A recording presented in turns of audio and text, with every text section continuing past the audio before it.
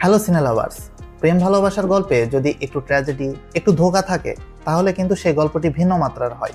তবে সেই গল্পেই যদি রিভেঞ্জের গল্প মেশানো থাকে তাহলে গল্পটি কিন্তু একটা ভিন্ন লেভেলে চলে যায়। সেই পূর্বাভাসী ধানুষ আর কৃতি সাননের আপকামিং মুভি তেরে ইশকিমের টিজার দেখে পেলাম।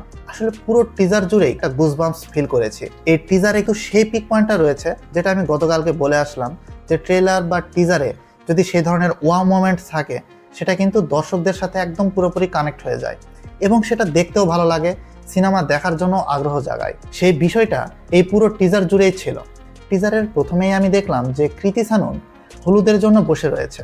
সেখানে নায়কের আগমন ঘটে আর সে বলে, আমি বাবার চিতায় আগুন দিয়ে আসছি বানারস থেকে, আর আসার পথে গঙ্গার পানি নিয়ে এসেছি।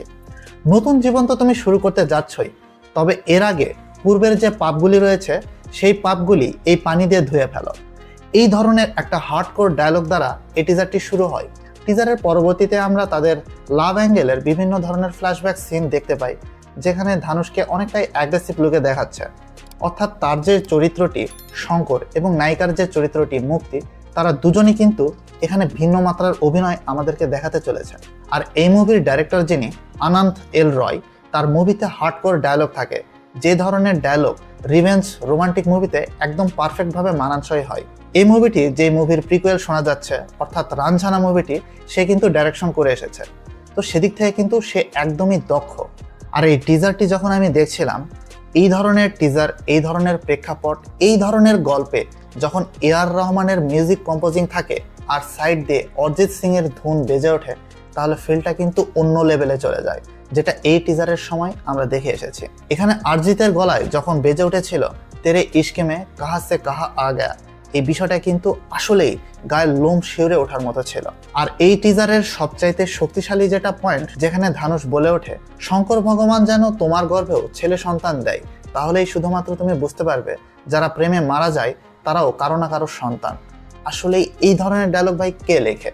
এ ধরনের ডায়লগ যখন রোমান্টিক ফিল্মে ইউজ করা হয় সেটা আসলেই কিন্তু শুনতে অসাম লাগে। তো এই ফিলটা এই টিজার জুড়েই ছিল। আর এখানে কৃতি সাননের আই এক্সপ্রেশন দেখুন, অথবা সে নিশ্চুপ থাকা অবস্থায়ও তার যে ফেস এক্সপ্রেশন, পুরোটাই ছিল অস্থির। সে এর আগেও অনেক মুভি রোমান্টিক্যালি করে এসেছে, কিন্তু এই মুভিতে তার যে অভিনয়, তার যে এক্সপ্রেশন, যে গ্লিমসটি এসেছিল 7-8 মাস আগে, সেখানেও সে কিন্তু নিজের গায়ে আগুন জ্বালানোর মতো পরিস্থিতিতে ছিল। তো আমার কাছে মনে হচ্ছে গল্পটা প্রেমের হবে, তবে কোনো না কোনো কারণবশত দুজনের প্রেমের মধ্যে ভাঙন দেখা দিবে এবং সেটা হয়তোবা নায়িকার দ্বারাই হবে। এখন সেটাতে যদি রিভেঞ্জ থাকে, যেটা ধানুষের ক্যারেক্টারটি রিভেঞ্জ হিসেবে সে অনেক ধরনের পাগলামো করবে, এই ধরনের বিষয় এই মুভিতে থাকবে। তো ওভারঅল এই টিজারটি দেখার পরে আমার কাছে মনে হচ্ছে সেই রানঝানার সেই ফিলটি আমাদের মধ্যে আবারও কাজ করবে। আর এআর রহমানের মিউজিক কম্পোজিংয়ে আমরা একটা নতুন রোমান্টিক অ্যালবাম পেতে চলেছি, এটা তো বলাই বাহুল্য। আর হ্যাঁ বন্ধুরা, যারা প্রেম করেছেন নিজের লাইফে, অনেকেই কিন্তু রয়েছে যে শহরে ঘুরে বেড়ায়, জীবন্ত শরীর রয়েছে, তবে তাদের হৃদয়টা মৃত। তাদের জন্য এ ধরনের মুভি কিন্তু পারফেক্টলি ওয়ার্ক করে যায়। আর এই মুভিটি দেখার জন্য আমাদেরকে 28 নভেম্বর পর্যন্ত ওয়েট করতে হবে।